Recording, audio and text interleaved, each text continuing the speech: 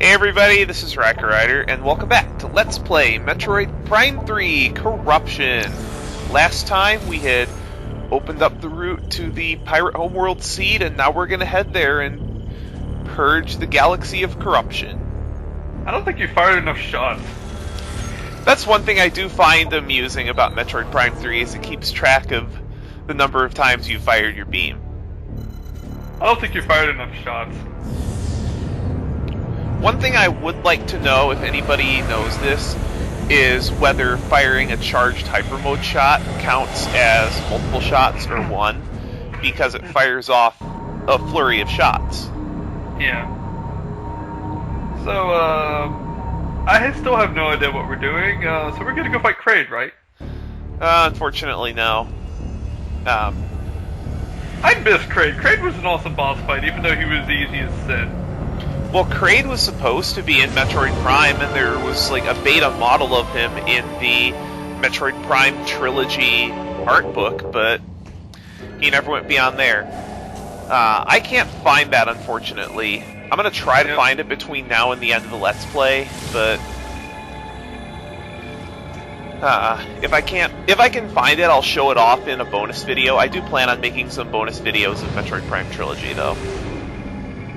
Well, let's see. Will Raikou remember that he has missiles? Will Raikou actually defeat this boss? I'm betting both on no. The thing is, though, I don't think missiles are ever useful against this boss.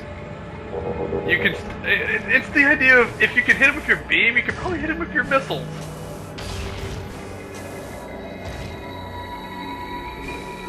The thing is, though, missiles are... I don't think missiles actually work on this guy at all, except for in one phase, and it's just better to use the Hyper Beam. Thankfully, there isn't anything annoying you actually have to do to take the little organisms guarding the seed core out. You just have to use X-Ray Visor Nova Beam. Oh yeah, I think I remember hearing something about you saying in one of the other primes that the Nova Beam does something really ridiculous combined with the X-Ray Beam. Yeah, you may have seen this in previous episodes, but the Nova Beam, when combined with the X-Ray Visor, can kill certain enemies in one hit. Oh, hi there, Ridley. Yeah. Oh, Ridley. What's this, gonna be like the 50th time we've killed you now? I really like the music track for this fight as well. I'm surprised this guy has never friggin' learned. Also, hiya, Ridley! Oh wait, wrong person. Oh, hiya, Samus! Oh, did you see that little plating that popped open? Yeah. To rip that open, but we don't have a chance to yet. So, just like the previous fight with Ridley, you're gonna have to fire a bunch of shots into his mouth in order to get access to that. Hey Samus, do you like my new armor plating? I thought it was a great idea! No, it makes this fight very annoying. Ridley's got a lot of attacks. The only ones that can get you health back are the fireballs that it shoots, and Ridley shoots a lot of these volleys more toward the end of the fight. But health shouldn't be too big an issue right now, especially if you have 100% of items like you should. You know, if only I was smart and didn't decide to throw fireballs, maybe I'd be able to kill you one day, Samus! When you do enough damage, just rip the plate open, and you'll have time for one volley of Hypermode and a few charge shots. You won't be able to go corrupt in this fight very much, unfortunately.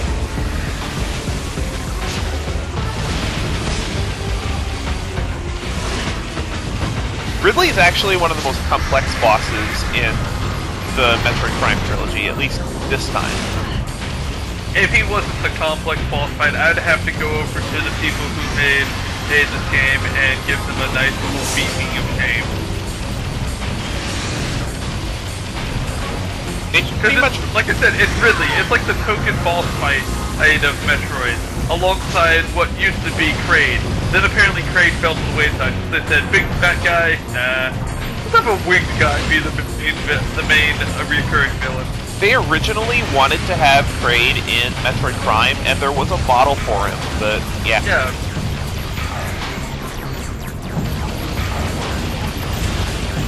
Yeah, I believe those fireballs are your only source of health. Hey, Thanos, can you do me a quick favor? Can you stop jumping up in the air so much? I kind of need to kill you. I know we have this lovely, situation going on, our romance and stuff, but yeah, they don't want you alive, so I kind of need to kill you now. The only way you're going to be able to do any kind of consistent damage on Ridley is to basically constantly fire and hope to luck sack some shots. There we go.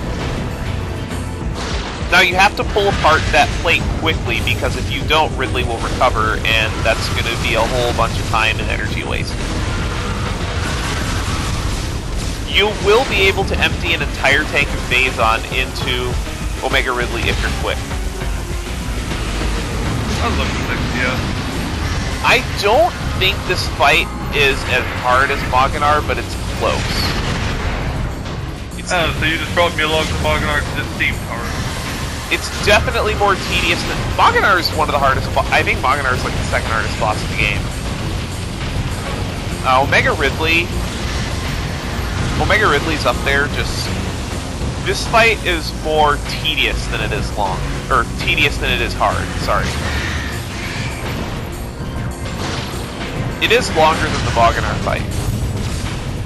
Of course. Okay, that's phase 1. God damn it, Samus, I told you, I need to kill you right now. So I'm gonna put on some new chest armor. Now Ridley has phasite plating, and one thing you may want to consider doing is spending a large portion of this fight in X-ray visor. You can do it either way, but this will save you time switching to the X-ray visor. You can do it either way, frankly, but yeah. The main threat from Ridley now are those 2 orbs that he charges. You'll need to shoot one of those out in order to be able to dodge that attack, because you won't be able to jump high enough to clear the beams. It's good that you haven't been jumping that high, Samus. Oh, I hate this attack. This attack's so stupid.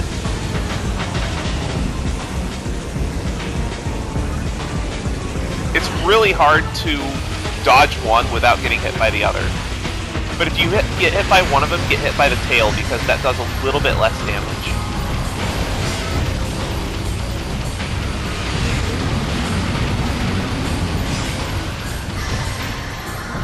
Alright, once you can stun him again, you're going to need to shoot the joints in his phasite plating, and these take a lot of shots, and because they are made of phasite, you will not be able to use Hypermode for this segment of the fight. It is possible to shoot out both of those balls. Probably not on Hypermode. On a lesser difficulty, but not on Hypermode.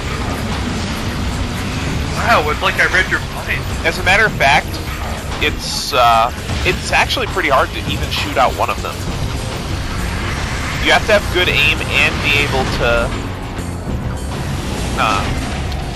hit the fire button pretty rapidly. Yeah.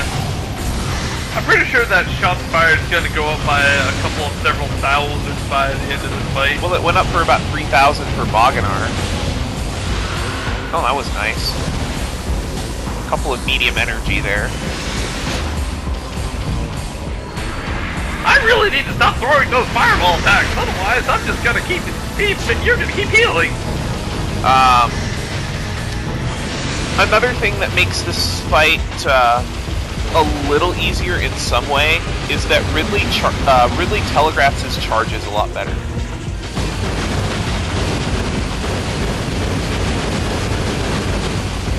Unfortunately, the plating does not stay vulnerable for very long.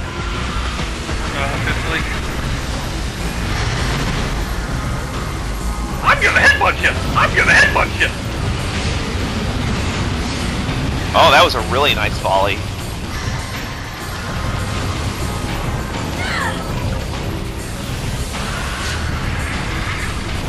Geez, damn it, you finally learned how to strafe. Too bad you straight right into the fire. Well, like I said in the previous boss fight, strafing is so much easier in this, and it's one of the reasons why I like Trilogy so much.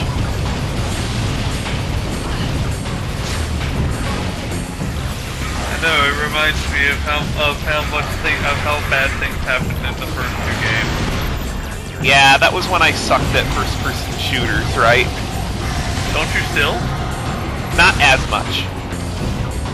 Oh, you're making your way up to the Call of Duty games, dude. I don't really like FPSs though. I hate them all together. So who got you Left 4 Dead?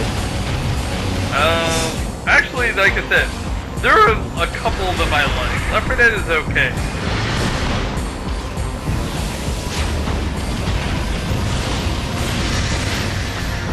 Like I said, specifically, I do not like the Call of Duty at all. I don't care for those either. Mostly because I wonder how people keep getting fooled into releasing the same damn game over and over. Just like the Madden fans. Pretty much. I mean, at least Prime changed among the three games. Too bad they're probably never going to make another one thanks to how abysmal Other M was. Yeah, and also the reason why. You know what? I'm actually going to save that remark for the credits because that would be a better time to talk about it. What, Other M or this game? Something specifically about this series.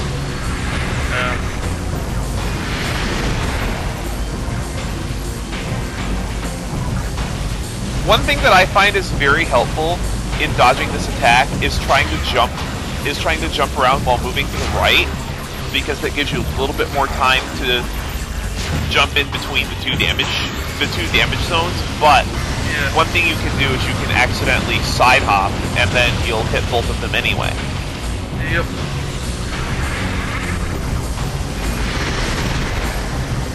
Can you tell how much Ridley's telegraphing his charge more than in the first Metroid Prime? Indeed, but then again, I didn't pay overly too much attention to Ridley in the first place. I was just like, oh god, shoot.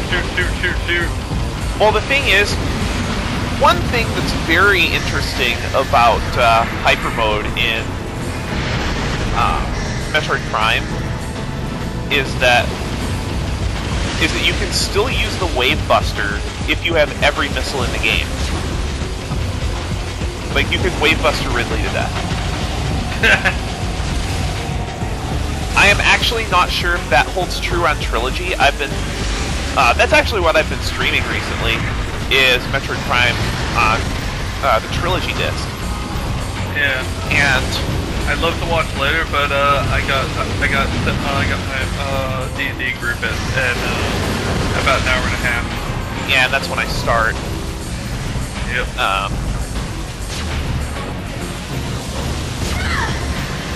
Hey Sam, how you feeling? Extra crispy? I bet so. Basically, what I want to do with the streams is find the differences between the Metroid, like the GameCube discs and the Trilogy version. Obviously, besides the controls. By the way, the controls are so awesome. You know, I wonder why you don't just try the Hypermode out of that giant shield.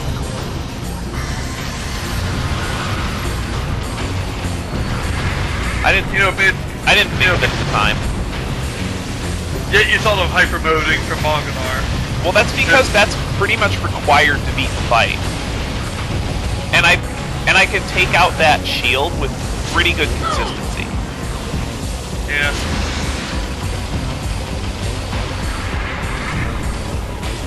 If you're having trouble shooting out the orb, you can just go into Hypermode, yes. But I'm consistent enough that I can jump over it. I don't know, it looks like you just jumped right through it. If you partially shoot out one of the orbs, the barrier will be lower on some spots, which is really strange. I never understood why that is. Hey Sam, hold still. That customer wants this salmon extra crispy. I would say so far we're actually doing pretty good on health.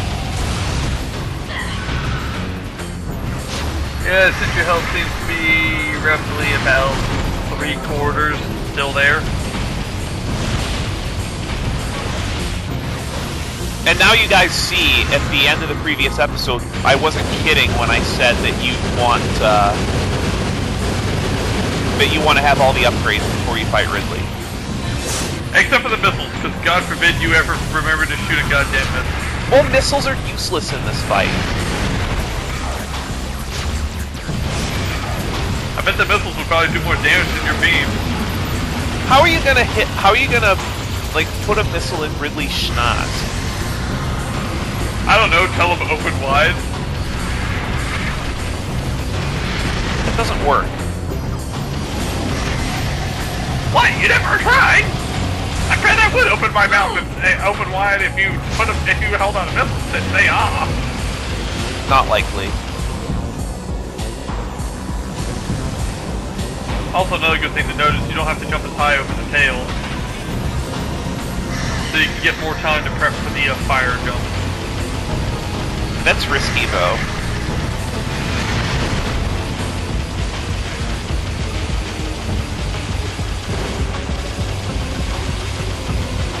I think you forgot the X-ray beam him. Yeah, yeah, a little late. Just didn't recognize that Ridley was stunned, I guess. Maybe Riker's dad walked in and said, "Son, we need to have a talk." What the hell are you doing? Not now, Dad. I'm busy playing against Ridley. Son, we need to have a talk. I've actually had him come in when I've been recording a couple of times. It's been really annoying. Wow, it gave me a super energy there? That's really unusual, because I still have, like, what, 900 health? Very unusual in the game to give super energy unless you're less than half.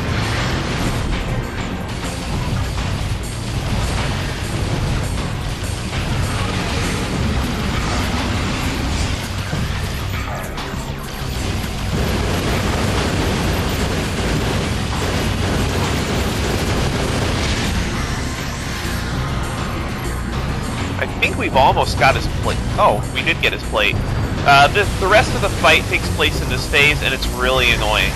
Because Ridley flies out of the arena. Remember those bomb runs that Ridley does? Yeah. Yeah, he starts doing those, and the best way to avoid those is with the screw attack. Just constantly screw attacking back and forth. But even then, sometimes you'll get nailed. See, I dodged most of it there. Another good thing to do is keep an eye on your radar. Because then you can... Yeah, if you hadn't noticed on the radar, it appears to be a giant Ridley flying around. Oh, and Ridley will try to fake you out here.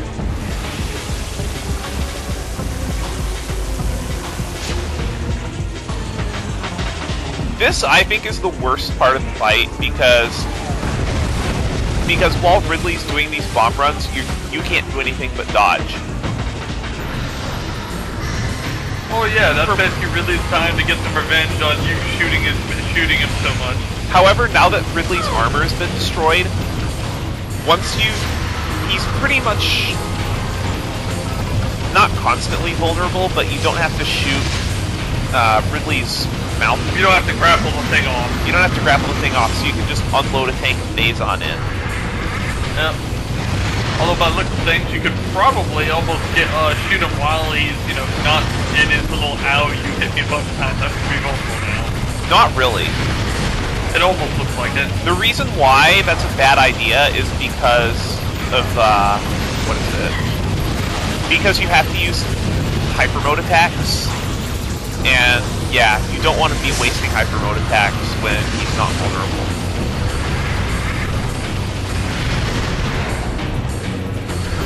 You're going to be cutting it close on energy in this fight, period. Just because you have no way to damage Ridley without using Hypermode attacks. And once you're in phase 3, Ridley starts shooting a ton of fireballs, which can either be very good or very bad, because if you get hit by one of them, you're going to get hit by a lot of them. By the way, did you happen to have your death by corruption yet? No. I have still not had a corruption death.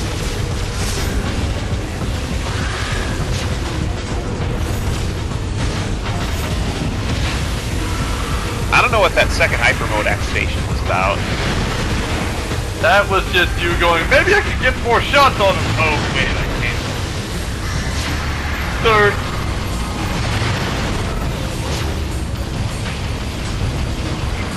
As much as the Moganar boss fight is annoying, I think every boss in this game is really well designed.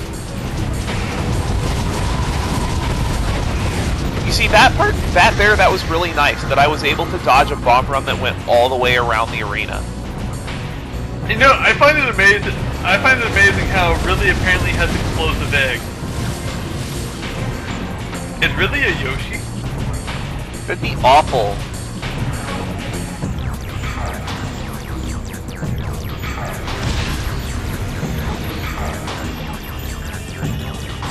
Well, maybe Ridley's just upset because he hasn't had anyone to ride him.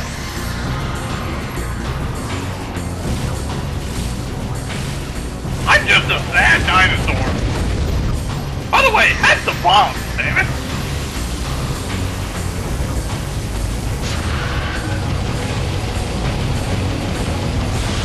So pretty much the last part of this fight is just about knowing Ridley's attacks and just health management. Yeah. By the way, it looks like you have plenty of health, so I don't see where health management is really an issue. Well, I've also been doing a very good job of dodging Ridley's attacks. Yeah. I'm making this fight look a lot easier than it really is. This fight will give you fits on your first playthrough in Hypermode, and each attempt takes at least 20 minutes.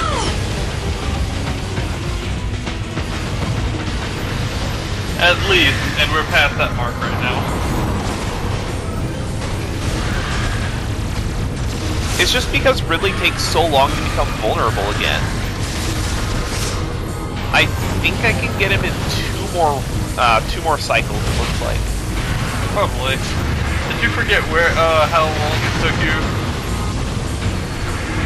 What, my first time through? No, I'm saying right here, the ones we're watching right now. I'm saying if you don't manage your health, each attempt takes at least 20 minutes because you're going to die well before you have him killed. Yeah.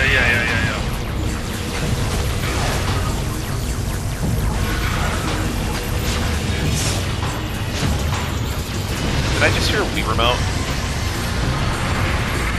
Maybe.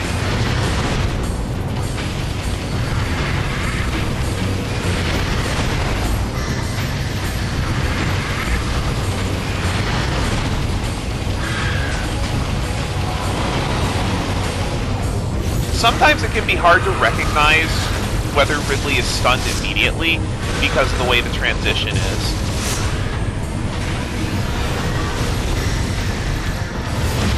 Yeah, I kind of had to just vent all the energy because I went Hypermode too early and couldn't cancel it. There.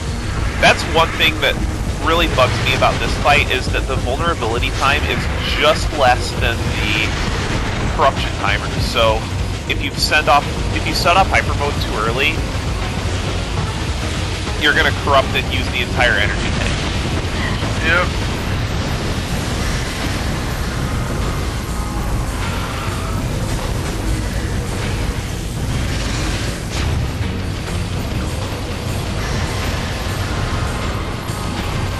And the fireball attacks become more dense the closer you have Ridley to death. And that, of course, is double-edged sword. Yep. I would also try to, for the most part, I would also try to keep your distance from Ridley, because Ridley has a handful of attacks that he will only use when you are close to him.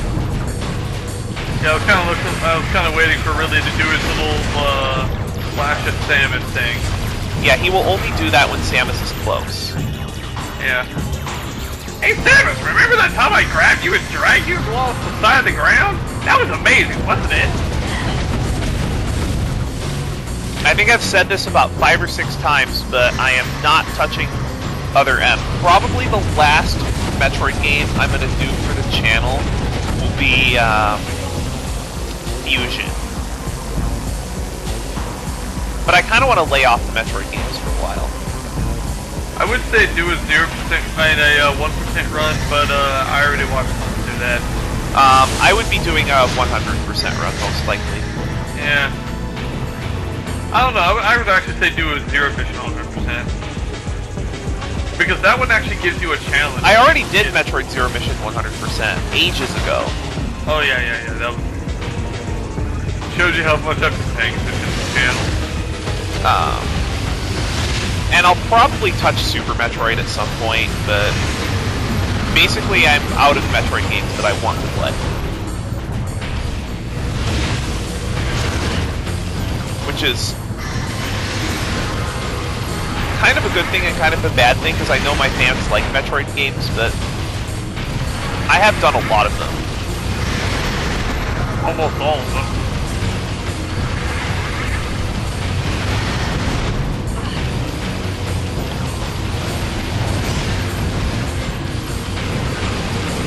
Should be about ready, there we go. I would say overall that this Ridley fight went pretty smoothly. Oh yeah. Definitely one of my better Omega Ridley fights. I'm a bit disappointed though. I thought this was going to be a failure. It just shows you that I've been getting a lot better, and it also helps that I did a full practice run of this game before I even started. So then Ridley exploded and turned into a tumor.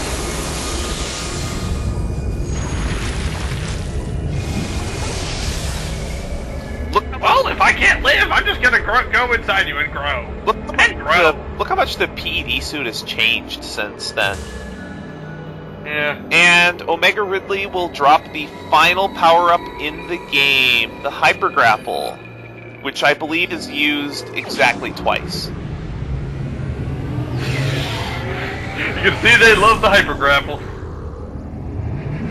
I can't think of any sensible applications for this other than when you have to use it in the plot. At least I think you only have to use it twice. It might be 3 times. It's a plot-related item, Samus!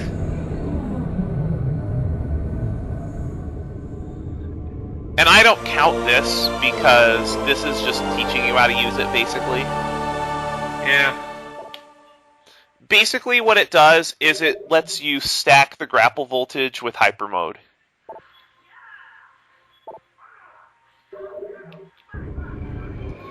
Now that we have 100% of pickups, we have unlocked the special ending, and I will point out the beginning of that when we get to the ending. Now those pink crystals are your hint to use Hyper Grapple on something. You won't see too many of these.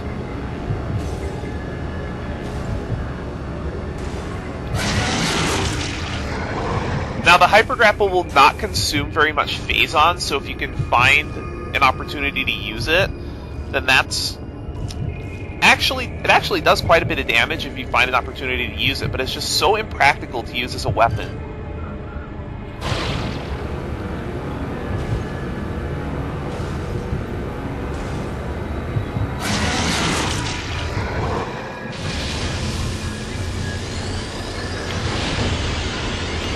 And this is the last time we'll be seeing this scene.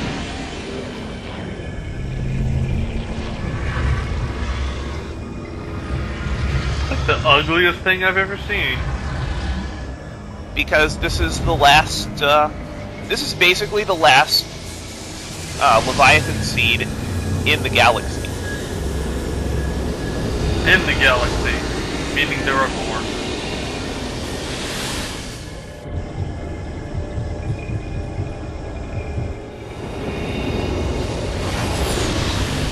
Look how Samus is.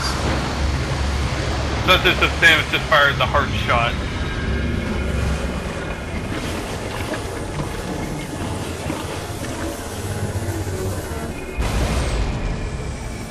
Now the usual thing after the boss scene, I do want you to be a little quiet because there's a voiced cutscene. Okay. I thought you didn't mind last time I didn't do anything like that.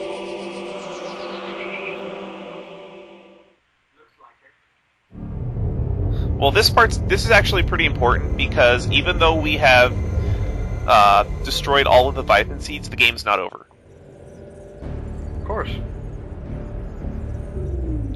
Samus, You have successfully destroyed the last remaining seed as detected by our systems.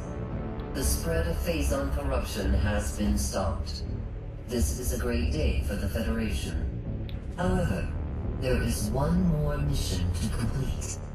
Skytown's Aurora Unit 217 reports that it has discovered the origin of the Leviathan attacks. It appears that this is where Dark Samus and her main pirate force are stationed. Destroying them will require a full-scale attack. Unfortunately, this location is so far away it cannot be reached by conventional space travel. We must instead create a wormhole to reach it. The pirates have constructed a Leviathan battleship, which is in orbit around this planet. If we can board this battleship, we may be able to force it to open a wormhole. Large energy surges consistent with a warp device are traveling between the pirates' planet and the Leviathan battleship. It appears the pirates are using this warp device to link to the ship. We will upload the coordinates of this device to you now. Alright, now that we have the hypergrapple, we have one more objective to complete on the pirate homeworld, but we don't exactly have the time to do this in today's episode. We're going to do that in the next time. However, before I go, I've got a status report and something interesting to show you. More silly things. You wanted to see how much the shot counter went up, right? Yeah, that was about another 10,000. And here's another very interesting thing. I thought Samus's phazon level would be a bit higher than this, but we get to do one last biohazard scan to see what her phazon level is. Samus is going to turn into an entire living embodiment of Phazon, isn't she? Essentially.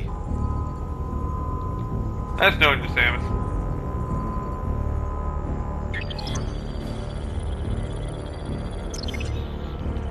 75%. In any case, that'll be a wrap. See you guys later.